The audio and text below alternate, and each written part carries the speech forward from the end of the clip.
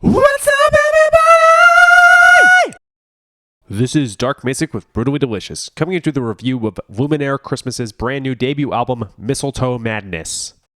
Okay, so it's a Christmas album. I'm not sure I've ever done one of those before, but I will bear it all right now and tell all of you I am kind of a Christmas freak.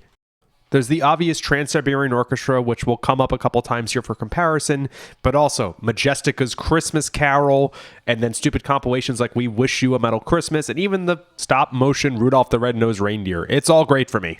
Additionally, I seem to have some kind of bias towards albums that have a winter theme to it. Obviously, there's like Sonata Arctica and Winter Sun, but also At the Heart of Winter Veil by Twilight Force. I just love snow and cold and remembering, when I was 5 and we still got snow here in New York.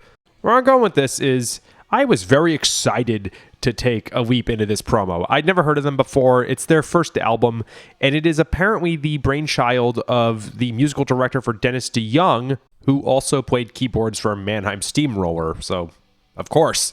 So even though it's a Christmas album, musically it's way more diverse than you would have expected. Some of the tracks would be perfectly at home on a Trans-Siberian Orchestra album. Some of them are a bit more like Band of Merrymakers or Taylor Swift even, acoustic ballad types. And other ones just sound like standard holiday Christmas songs, like something Josh Groban could have done. It's a little bizarre that a metal site like Brutally Delicious was asked to review this, but I'm glad we were. Okay, so let's talk about some songs. Opener, The Light That Shines. This is heartwarming automatically. I don't watch stuff like Hallmark Christmas movies, but if it was soundtracked or orchestrated with stuff like this, maybe I would. Okay, probably not. This isn't as heavy as TSO. Maybe it's a little bit more Disney, but it is that Josh Groban style I was thinking about, except maybe a little more rock. And, I dare say maybe even metal adjacent in some parts. Mistletoe Madness. Okay, unlike the previous one, this is actually very much a TSO vibe. It sounds a lot like their darker instrumentals like Wishlist or Moonlight and Madness. This could have been on any TSO album after the first one, maybe even on like Beethoven's. Point being, it is a guitar-driven Christmas instrumental track. It's both metal and holiday, and there's not a ton of bands that have pulled this off. Without spending too much time in them, the next two tracks are Oh Holy Night and Carol of the Bells. I definitely enjoyed Oh Holy Night. It is something that has been done before, but I thought this was a good take on it. But doing Carol of the Bells, that is an entirely different, bold decision. If you're doing metal Christmas, TSO's version, they call it Christmas Eve Sarajevo, that is the gold standard by which all metal Christmas stuff is judged.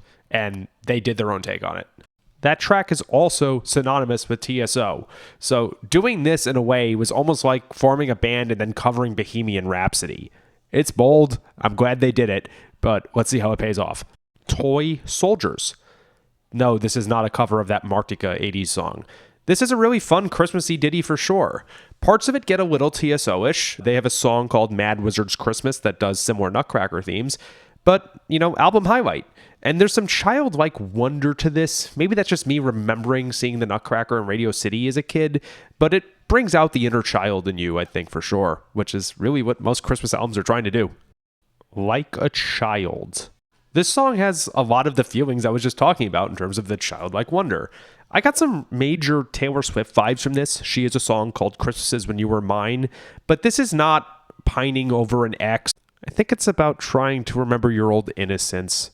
I just saw on some doc that Thanksgiving was placed at the fourth Thursday of November so that the nation could come together again after elections. I didn't know that when I was 5 years old, and it wouldn't have made sense or have made me laugh back then. And I think that's what this song is trying to capture. Last but not least, Winter. Now here's a heavy one. It's down to D. I wonder if this was recorded with 7 strings or just down-tuned guitars, but definitely the heaviest one on the album. Also got some TSO themes in it. I think they did whatever track this is on a different album. I just can't remember what the name was. But it was also different enough and less overtly shreddy, probably more wholesome. Okay, so I have a lot of Christmas albums I listen to every winter, and given that this year Thanksgiving is really late, it's going to be hard to fit a lot of them in. You got the Twisted Sister one, you got the Majestica one, Trans-Siberian Orchestra has like 7 or something. Don't forget about the 2 Merry Xmas CDs. But I think this one just got added to my yearly rotation. even my 30-something cynical metalhead asshole can hear stuff like a child and think, you know what? It's that time of year. Let's try to make the world a better place. Admittedly, I've always been on the side of TSO more than Mannheim Steamroller, but this might be the coolest thing I've heard from that camp. All right, so with Paul O'Neill unfortunately having passed 7.5 years ago, it's up to you now to keep up this banner. Keep doing the metal Christmas thing so that people like me can remember to be good. Thanks. Rock on.